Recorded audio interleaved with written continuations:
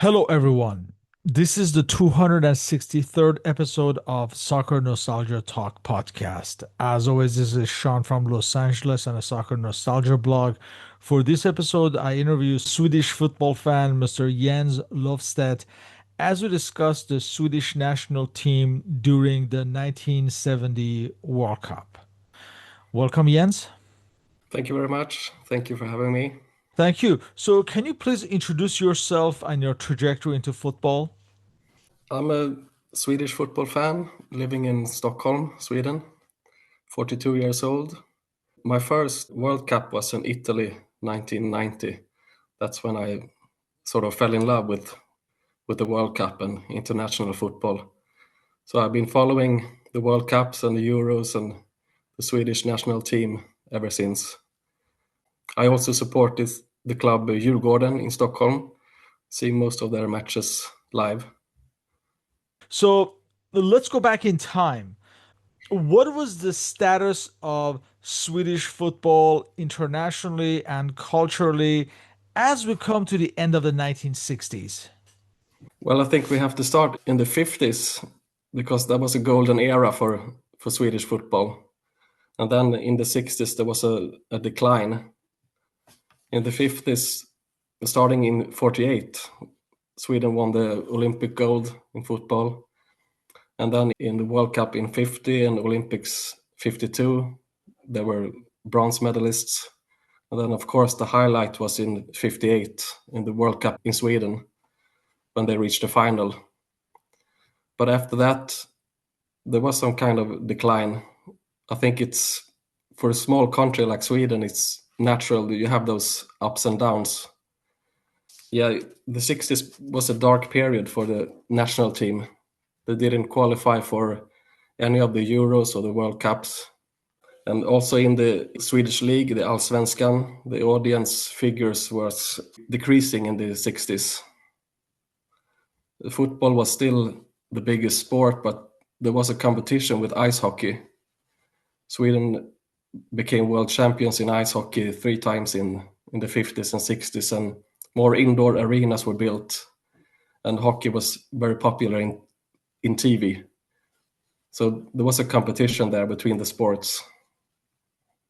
Can you describe the trajectory of Sweden manager Orvar Bergmark as a player and a manager up to this point?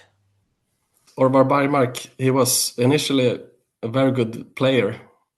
He had a long, successful career, a very hard-working defender. He was the captain of the national team in 58 when they reached the World Cup final.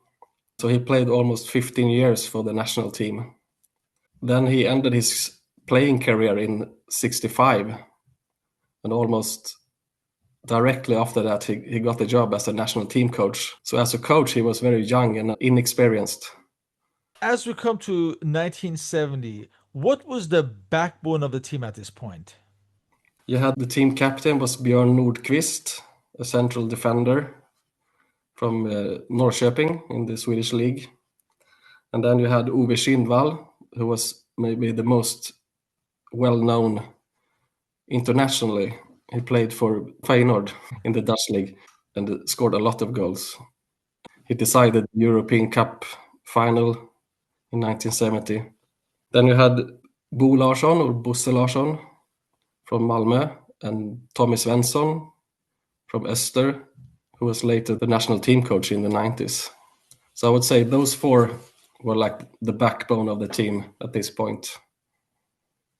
I asked this question on a recent podcast on Sweden's adventure in the 1990 World Cup. Many fans may not be aware that there was no professionalism in Sweden. And if I remember correctly, Malmo were the only professional club. I'm not even sure at this point they would have been. So, can you describe this cultural aspect of Sweden and how it was viewed in this era, in the 50s, 60s, and coming into the 70s? Professional foot players was not allowed in the Swedish leagues in the 50s and 60s. I think it was in 67 that they abandoned that rule that you could allow professionals, but it hasn't really started around this point in 1970 because in the 50s and the 60s there was a debate about this. Some people thought that you should not play for money, you should play for the joy of the sport. And Sweden was a very collectivist society. We had for a long time social democratic governments created this strong welfare state, and you should not think that you're worth more than anybody else. Very collectivist society.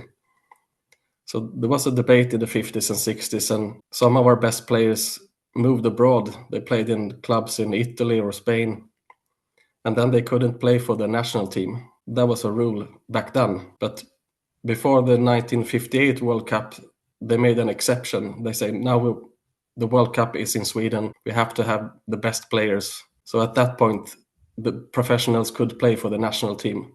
But Malmö, as you said, was one of the first, or maybe the first club that started this professional project to get a team of full-time professionals. But I think it was in the mid-70s, they had a couple of players who were full professionals.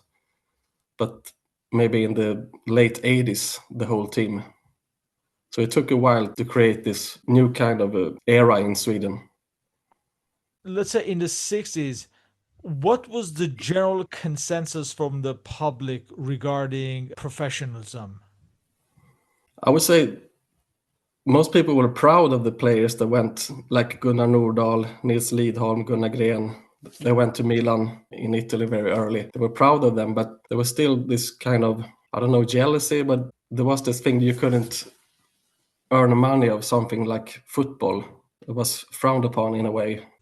Again, this is another thing I asked in the discussion about the 1990 World Cup. And you mentioned many players, perhaps out of necessity financially and also to improve, they had to join foreign leagues.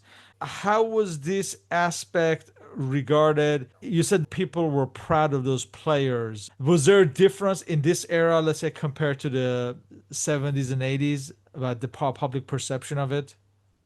I think most people realized that there were new times. You had to adapt to the new times, that this was how football was run now. You had to have professionals in order to compete with other countries, because most of the best Swedish players went abroad. So the Allsvenskan the standard was getting lower also. And you already mentioned this, that Sweden's moment of glory was in the late 40s, the 1948 Olympics and the 1950s, where success from the Olympics allowed the trio of Gren, Nordahl, and Lidholm, the Granoli as they were called, to join AC Milan. You had Lennart Skoglund at Inter and Kurt Hamrin at Fiorentina. And of course, there's a 1958 World Cup performance with the likes of Niels Lidholm at the veteran stage of his career, but still Mm. effective. So, do you think this success was a heavy burden for the national team in the 1960s to emulate? Yeah, I think so, because there was such a long period of successes in the 50s. So maybe people were getting used to it and expecting this every time. I think it can be that kind of great success could be inspiring, of course, but also a burden for the next generation to carry that burden of expectations.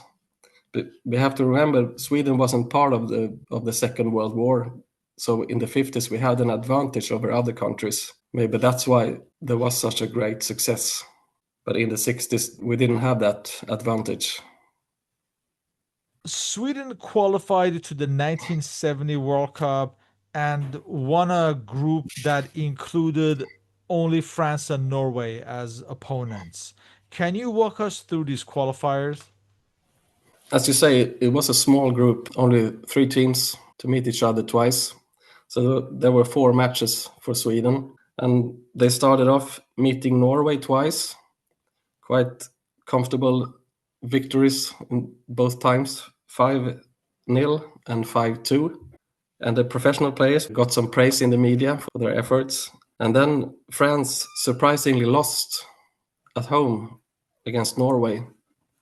So that gave Sweden a chance to secure a World Cup place in the game at home against France.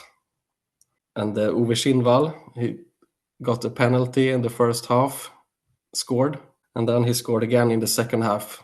The game ended 2-0, and Sweden were qualified for the World Cup. And the last match was a dead rubber that France defeated Sweden, but Yeah, Sweden were already qualified. and in that game, Sweden didn't use the same players they had in the other games, so they knew they were qualified already. Sweden had not qualified for the World Cup for more than a decade, since 1958. What kind of an immediate effect did this have culturally? As I said, Kindvall was the hero of that game. He scored those goals, and later that year he got a Swedish sports award called Bragdguldet, which is very high status. That was only the third time a footballer had gotten that award. It had been running since the 20s, so I think that shows what kind of impact it made in Sweden, not just in the football, but in the sports. Given its long absence, clearly Sweden would not have been one of the favorites. So, what were the expectations back home as they were placed in a group with Italy, Uruguay, and Israel at Mexico? Yeah, of course, Italy were huge favorites to qualify from the group. They were the reigning European champions. They had a lot of great players from Inter Milan, who were a great club in the 60s. But I think both media and the fans expected Sweden to have a good chance to advance to the quarterfinals. We had players from some relatively big clubs in Europe. As I mentioned, Uwe Kindvall was maybe the biggest star at that time, had a good reputation of scoring a lot of goals. But of course, as I said, a big respect for Italy. Maybe Sweden was a bit scared of Italy.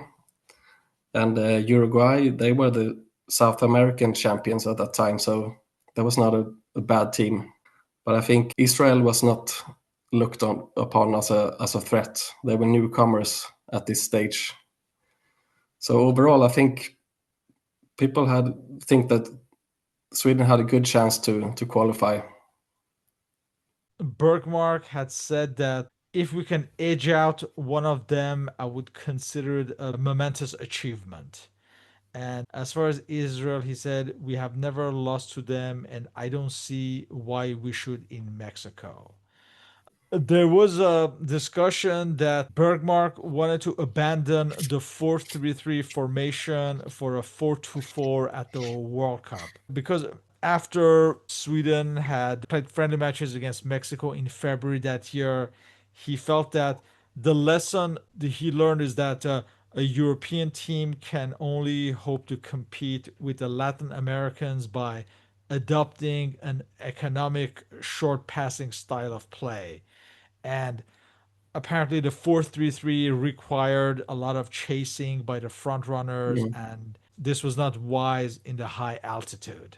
Yeah, because Sweden went to Mexico in the spring of 1970 to play two games against the hosts. And I also heard that they should have learned the lesson maybe more about the high altitude and the thin air, what that made to the players. So how was Sweden's form in the friendlies ahead of the World Cup? It was pretty good. We played the qualifiers in 69, and then we had some friendlies against Denmark, the Soviet Union, Israel, and Hungary. And Sweden won all of those games in the fall of 1969. And then in February and March 1970, they went to Mexico. But the professional players from the European clubs was not with the team at that time. And they met Mexico twice and got one win and one draw without conceding a single goal. Then they played the last game before the World Cup in May in Hungary and won 2-1. So there were some good results in the preparations for the World Cup. There was much hype regarding the young goalkeeper Ronnie Hellstrom, who would become a goalkeeping legend in the 1970s. What was his status at this time, and was it self evident that he would be one of the greats? He was considered a talent, but I'm not sure people imagine how great he would become in the 70s, because eventually he was considered one of the best goalkeepers in the world for a couple of years. But in 1970, he was still young. He was 21. He had played 3 seasons for the club Hammarby in the first and second division in Sweden. He played 3 of the 4 qualifying games and 2 of the 3 friendlies before the World Cup in 1970. But of course, he was young and inexperienced. He said in an interview later that because he would play the first game against Italy, he was told that by Bergmark the day before, and then he got very nervous. He wanted to know a couple of days before, so it wasn't obvious that he would play the game. That then came the mistake against Italy, and then he didn't play anymore in the tournament. But I think he learned a lot from that game and from the World Cup in 1970.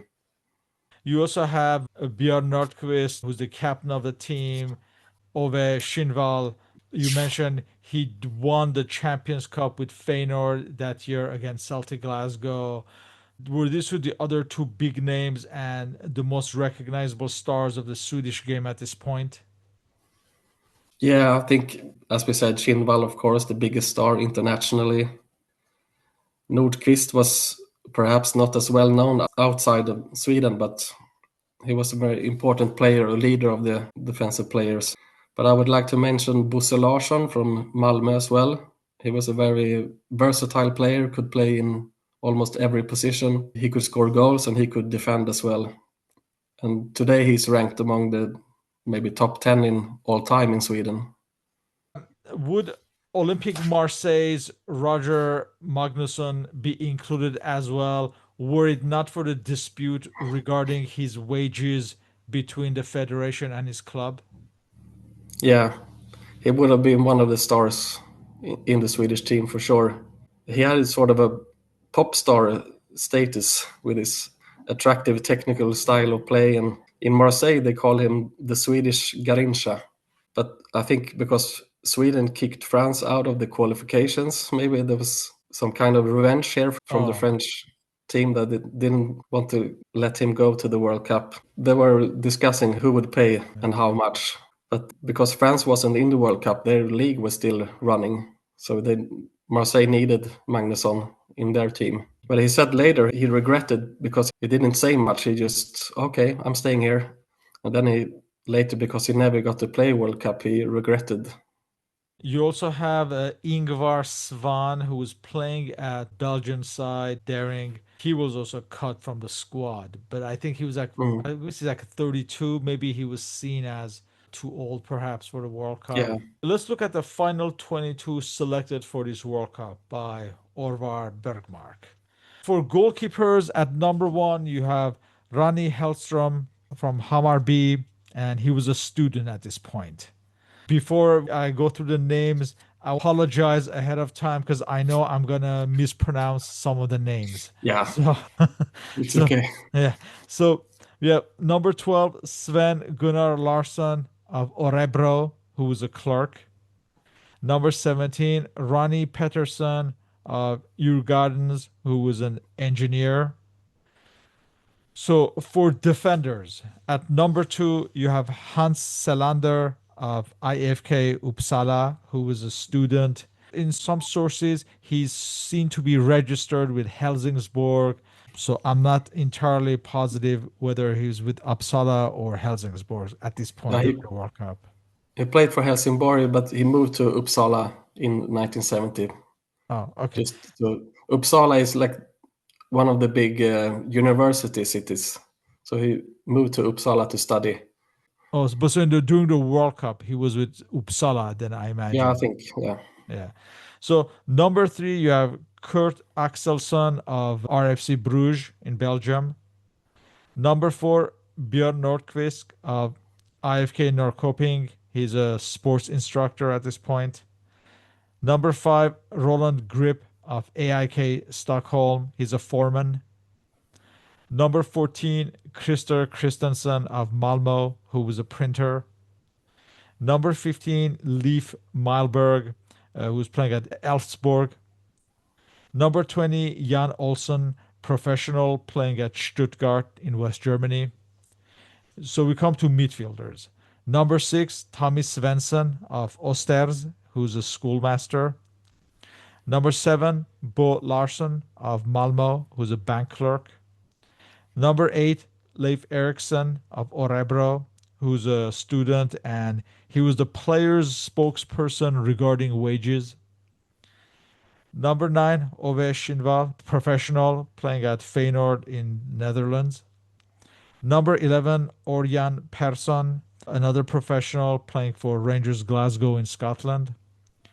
Number 16, son of Gunnar, Thomas Nordahl, another professional, playing for Anderlecht in Belgium. Number 19, Goran Niklasson of IFK Gothenburg, student. Number 21, Inge Ejderstedt of Osters. So we come to the strikers. Number 10, Ove Gran, professional, playing at Grasshopper Zurich in Switzerland. Number 13, Klaas Kronkvist, Djurgårdens bank clerk. Number 18, Tom Turesson, a professional, playing for RFC Bruges in Belgium. And number 22, Stan Palsson, playing for GAIS. And the professions that I got, this is thanks to World Soccer Magazine, who did an extensive profile on the Swedish national team at that time. So let's get to the World Cup. Sweden were in a group with Italy, Uruguay, and Israel. They were in Group 2, based in Toluca and Puebla. So the first match is against Italy. This is Italy with many familiar names. Giacinto Facchetti, captain of the team, Luigi Riva, Domenghini, Mazzola, Boninsegna, the team that will reach the final of the World Cup. For Sweden, we have the following lineup for this match on June 3rd at Toluca. Hellström, Axelsson, Nordqvist, captain of the team, Grip, Svensson, Bo Larsson. He'd be replaced by Niklasen in the 80th minute. Eriksson, he'd be replaced by Ejderstedt in the 56th minute. Schindval, Gran, Kronqvist, and Olsen. This match would be decided in the 10th minute. On the left side, you have Domenghini, who scored with a long range shot from outside of the box that just squeezed through at the near post of Hellström. And that was the only goal. Italy held on to the lead and won this first match. In general, how was Sweden's performance in this match? As you said, in the lineup there, we had Selander, who usually would play as a right back, but Kronqvist replaced him. Otherwise, this was almost the lineup they played in the qualifications, sort of the first lineup. But they had a huge respect for Riva, and Jan Olsson had the mission to focus on Riva and follow him everywhere. Made sure he didn't score because he was a great goal scorer. He had scored 7 goals in 4 games during the qualifications. But Italy started attacking, and they had a ball that hit the post after, I think, 7 minutes or something. And then 3 minutes later, Domenghini scored the goal that maybe Ronnie Hellström should have saved. The ball just snuck under him somehow. But it was a pretty slow and defensive game. Not that many good chances for Sweden. I think it was maybe some shots from outside the box, but no great scoring chances for Sweden in this game. Was it a harsh decision to drop Ronnie Hellström after this mistake? I'm not sure. As I said earlier, he had played a lot of the games before that, but apparently there was strong competition between him and Sven Gunnar Larsson. Larsson was older, more experienced player, so maybe Bergmark thought that, okay, we need to focus on Larsson now. The next match was against Israel, which on paper Sweden should have won. Now, this is on June 7th, and it's at Toluca again. Now, for this match, we have the following lineup. Sven Gunnar Larsson starts in goal, replacing Hellstrom. Hans Selander is back in the lineup. Axelsson, Grip. So Björn Nordqvist is missing from the defense. Jan Olsen, Tommy Svensson is a captain in this match. Bo Larsen, Schindval, Persson. He'd be replaced by Paulson in the 79th minute, Nordahl, and Turesson. Sweden would take the lead early in the second half in the 53rd minute. Selander's cross on the right side was knocked in by Turesson. But almost immediately, Israel ties the match in the 56th minute when Mordecai Spiegler scored with a long range shot from outside of the box. If you watch the official video of this tournament, there's an incident after the goal where at one sequence of the match, Mordecai Spiegler is reaching for the ball and he kicked Sven Gunnar Larsson in the arm. And Larsson somewhat theatrically jumps back and holds his arm in agony. And the official World Cup video narrator stated that Larsson, and I quote, nearly forgets to take his dive. So, but in the end, the match ended as a 1-1 tie, which was very disappointing for Sweden, and they were virtually eliminated after this match, after one loss and one tie after two matches. Well, they had a chance in the last game still.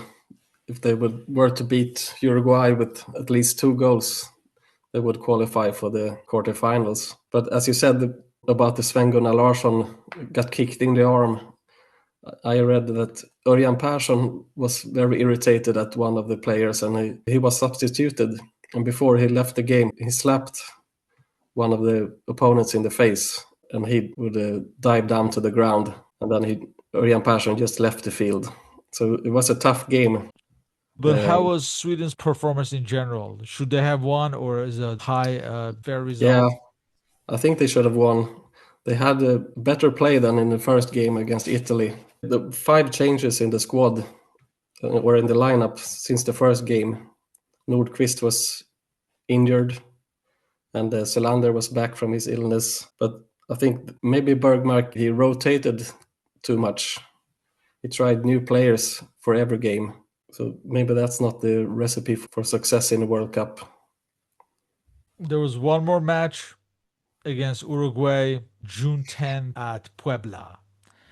Now, for this match, we have Sven Gunnar Larsson in goal, Selander, Axelsson, Nordqvist is back, captaining the team, Grip, Svensson, Bo Larsen, Eriksson, Schindval. He replaced by Turesson in the 58th minute, Persson, Niklasson, and he'd be replaced by Gran in the 84th minute. This match that Sweden, as you said, had to win by 2 clear goals. They tried to no avail. It was only in the last minute when the substitute Gran headed in Persson's long cross from the right side, and he headed it at the far post. Sweden won 1-0, but Uruguay and Italy advanced from this group. Yeah. And Sweden's World Cup was over. It was very close, just 1 goal. And Leif Eriksson had hit the post in the first half in this game. So, yeah, very close. If that had gone into the goal, Sweden would have had the 2-0 and qualified. Incidentally, just 15 days after this match, Sweden hosted Denmark as part of the Nordic Cup. You would think the players would get a rest, but no. The World Cup was over for Sweden. In the end, it was somewhat average tournament for the Swedes. What were the reasons and what was the reaction back home? I think one of the reasons for the early exit was that the Swedes were inexperienced. It was the first championship for all of the players and also for Bergmark as a coach. And he was relatively young and didn't have much experience as a coach. But there were also mistakes in the preparations. The Swedish squad had booked a hotel, and then the Italians wanted the same hotel. So Sweden had to look for another place to stay on the last minute. So they would stay in an old retirement home, and there was not much to do. It was very boring visit for the players. They couldn't do much more than just think about the games. And I read Tommy Svensson said when he was the coach for the national team in the 90s in the World Cup in 94, he said, we cannot do that same mistake that we did in 1970. We have to have a good hotel to stay in. We have to have activities so the players can not have to just think about the football games all the time. They have to do something more. And of course, had being absent for 12 years from their last World Cup in 1958 make an impact as a whole generation was not used to the finals of a competition. Yeah. And I think, of course, it was a disappointment because most people thought that Sweden would win at least against Israel, who was newcomers to the World Cup. The team was criticized in media for focusing too much on the first game against Italy, which in fact was the one game they could afford to lose. But as I said earlier, also Bergmark he rotated too much in the lineup. There was 19 out of 22 players in the squad got to play in the World Cup. So maybe he should have stuck to one lineup and just play those players. Bergmark maintained his post after the World Cup. Were the public and the press generally satisfied with his job? They were criticized in media, and I read that Bergmark decided on the plane home he would leave. He would leave the job. He did leave when they got back to Sweden, but the Football Association wanted him to stay. He returned to Örebro, his last club, and continued as a coach there. And later he worked as a radio commentator for national football. After the World Cup, Orvar Bergmark actually revealed that a Brazilian had phoned him during the World Cup to arrange the Sweden Uruguay match in Sweden's favor. And after a second phone call, Bergmark notified Sir Stanley Rouse. Did this story get anywhere? I have never heard this story. It sounds very interesting, but when I did some research now for the podcast, I couldn't find anything about it. But the only thing I heard is that the players of Italy and Uruguay decided that they would draw their game to get the best chances for both teams to qualify. But I haven't heard about this. I read this in the World Soccer of that era, that time in Yeah. 1970, World Soccer magazine. But yeah, I don't remember anything came out of it. Did this World Cup, in a way, pave the way for the team to qualify for the 1974 and 1978 World Cups? Yeah, I think so. There was some players from the 1970 left in the team for both 74 and 78. I think they learned a lot from this 1970 World Cup, got some experience. The new coach after Bergmark was Georg Obi Eriksson. He was assistant coach in 1970, and then he led the team for the next two World Cups. So I think he also learned a lot from the tournament in Mexico. They all got more experienced. The situation is very similar to the one in the 1990s. In 1990, Sweden was in the World Cup for the first time in 12 years with players who had never been at this stage. And they did a very bad World Cup in 90 and then got back in 94 with a huge success. So there's some similarities between the 70s and the 90s in that way. In closing, what is the legacy of Sweden's 1970 World Cup in terms of the overall history of Swedish football? I wouldn't say this tournament is forgotten, but you don't hear much about it in Sweden. We have these World Cups of 1958, 1974, 1994, very popular. You see documentaries, the players are in TV shows and so on. But the 1970s, more forgotten. I think for those who were around in that time, there's some bitterness around the 1970 World Cup because I heard both Tommy Svensson and Uwe Schindwall, they said that they thought they had a very good team, a team that could qualify for the playoffs, but they didn't reach the full potential in Mexico that they should have had. So some bitterness around the 1970, but that's not the tournament you hear a lot about. Yeah, clearly lessons learned from this Yeah. participation. Well, with that, I would like to thank you for your participation in this interview. And at a later date, we will discuss that 1974 tournament and, of course, 1978 tournament as well. Also, our respective contact information is listed on the blog and podcast uploads. So, Jens, thank you once again and hope to continue these discussions on football history.